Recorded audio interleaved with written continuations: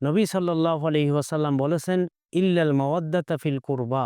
অর্থাৎ আমি দিন প্রচারের বিনিময়ে আপনাদের থেকে কোনো কিছু চাই না, শুধুমাত্র আমার বংশের মহাব্বত চাই।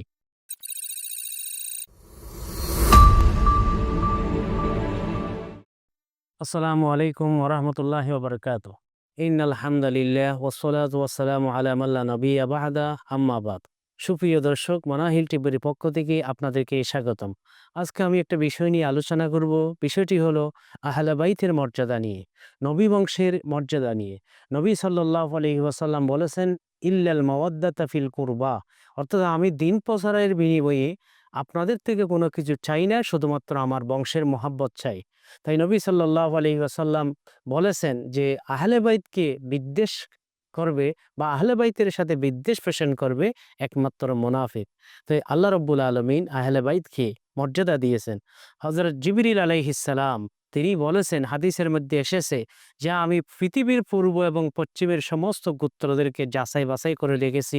পৃথিবীর সূচনা লগ্ন থেকে আমি পেয়েছি অনারবের চেয়ে আরবদের মর্যাদা বেশি, এবং আরবদের মধ্যে কুরাইশের মর্যাদা বেশি, এবং কুরাইশের মধ্যে বনি হাশেমের মর্যাদা বেশি। এই বনি হাশেমের মধ্যে নবী সাল্লাল্লাহু আলাইহি ওয়াসাল্লামের পরিবার তথা আহলে বাইতের মর্যাদা বেশি।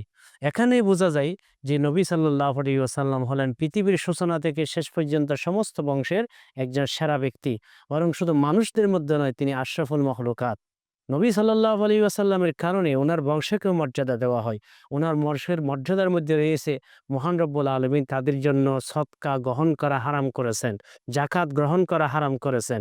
অপরের গোত্র থেকে যাকাত তারা গ্রহণ করতে পারে না। এবং উনার বংশ মর্যাদার মধ্যে রয়েছেন খুমুসের মধ্যে গনিমতের মাল থেকে একটি অংশ তাদের জন্য বরাদ্দ রাখা হয়েছে। এবং উনার বংশের আরেকটি মর্যাদা ও বৈশিষ্ট্য হলো যে দুরূদ শরীফ যে আমরা পাঠ করি, সেখানে নবীর সাথে আমরা নবীর পরিবারের জন্য দুরূদ পাঠ করি।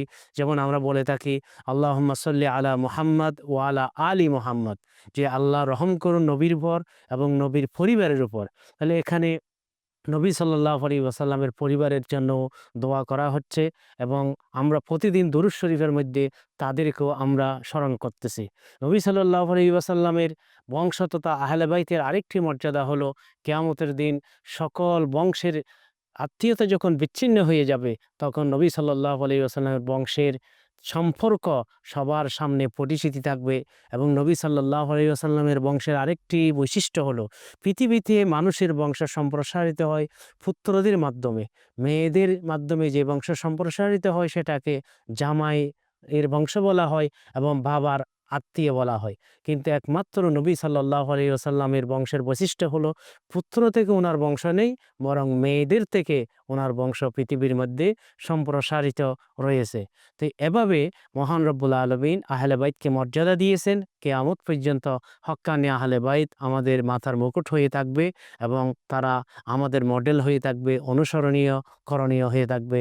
আল্লাহ রব্বুল আলামিন আহলে বাইতের মহব্বত প্রত্যেকের অন্তরে প্রদান করুন, আমিন। সুপ্রিয় দর্শক, যারা এতক্ষণ পর্যন্ত আমাদের সাথে রয়েছেন, আপনাদেরকে অনেক অনেক শুকরিয়া এবং ধন্যবাদ। আসসালামু আলাইকুম ওয়া রাহমাতুল্লাহি ওয়া বারাকাতুহু।